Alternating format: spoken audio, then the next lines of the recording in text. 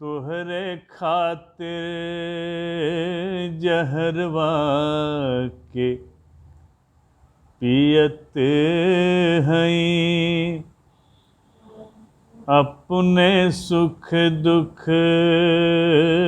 की कथरी के सियत हई। तब बाटी मगन हम तोरे प्यार में, तोहके जिंदगी करत वसीयत हई। तोहके जिंदगी करत वसीयत हई। आ गीत सुनल जा।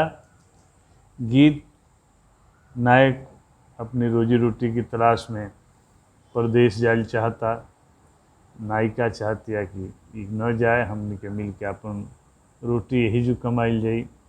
तो तरह तरह के बहाना एक एक बंद के माध्यम से नायिका के बाद ध्यान दिहल जाई। कि आज भी अपने भोजपुरिया गाँव के कहानी बा, कोशिश कैले बानी वो भाव भूम तक के वहाँ तक पहुँचे के कोशिश कैले बानी।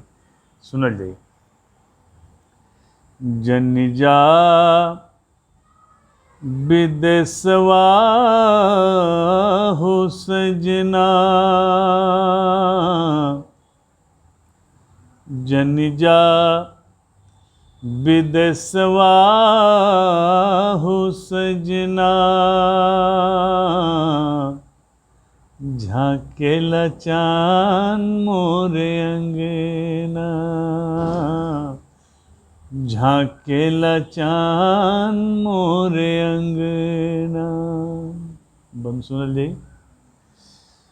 छाटेला लम्मी लम्मी बत्तिया, छाटेला लम्मी लम्मी बत्तिया, रसिया बा बगल के पड़ोसिया, छाटेला लम्मी लम्मी बत्तिया, रसिया बा बगल के पड़ोसिया, खांसे लाओ जब बाजे कंगना, झाकेला चाँद मोरे अंगना, झाकेला चाँद मोरे। और गीत के अगला बंद आप श्रृंगार के बा, लेकिन प्रयास बा कि सलीके से आप सब तक पहुँचे। अब कहाँ तक हम सफल भइल बानी जरूर बतावल जाई पटल के माध्यम से। देखी जाई अनरवा लो भाई, एक एक कबले अचरवा बचाई, देखी जाई अनरवा लो भाई, एक एक कबले अचरवा बचाई, ताकेले अटरिया से सुगना, ताकेले अटरिया से सुगना, झाकेला चाँद मोरे अंगना, झाकेला चाँद मोरे। और गीत का अंतिम बंद सुनिएगा। नायिका का जबरदस्त बहाना भी है। पछतैबा जब घट जाई घटना, अंगुरी बूठी लागी जाई लक्षना,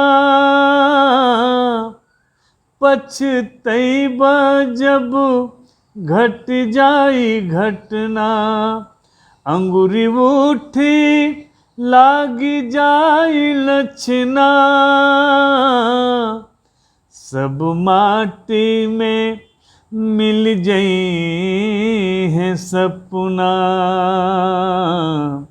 सब माटी में मिल जई है सपना।